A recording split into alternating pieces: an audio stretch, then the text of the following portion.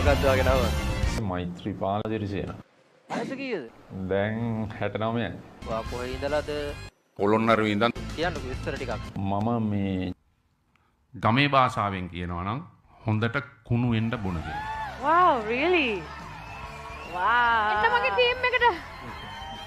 ගඳ ගහන්න බොන කෙනෙක්. අපටිය හා. ඒකනේ තව විස්තර තිබිලානේ කියලා නෑනේ. හරි.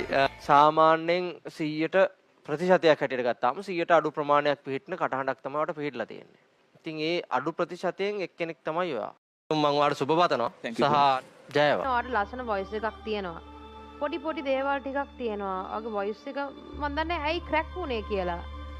ෆ්ලූ එක හැදිලාද නැත්නම් මොන හරි ලෙඩක් හැදිලාද ඒ වගේ එකක්ද නැත්නම් මං හිතන්නේ වොයිස් එක චේන්ජ් වෙනවා. මං හිතන්නේ ඔයා එක්කෝ ඕවර් ප්‍රැක්ටිස් කරලා නින්තන් නින්ද මදි හොඳටම. කාටද? ආට. මට? ඒ මොකද? මට එහෙම නිින්ද යන්නේ නැති ගතියක් අර එහෙම මුත් තිබුණේ නැහැ නේ. හොඳට නිින්ද යනවා හැමදාම. මේ ඇඳට වෙඩිච්ච ගමන් නිින්ද යනවා. කොහොමද කියන්නේ? ඔයාගේ ෂුවර් නැති ගතියක් තිබ්බ සමහර තැන්වල.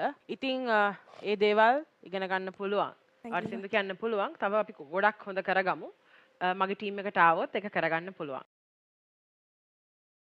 මොන වගේ කික්ටද කියලා තියෙන වෙන කම්පිටිෂන්ස් වල?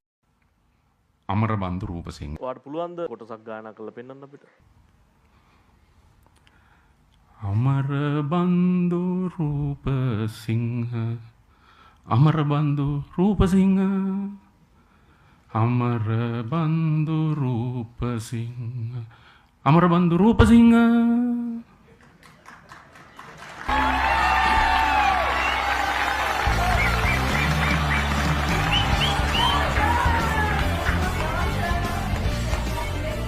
ස්තුතිවන්ත වෙනවා මේ මට ආරාධනා කිරීම ගැන.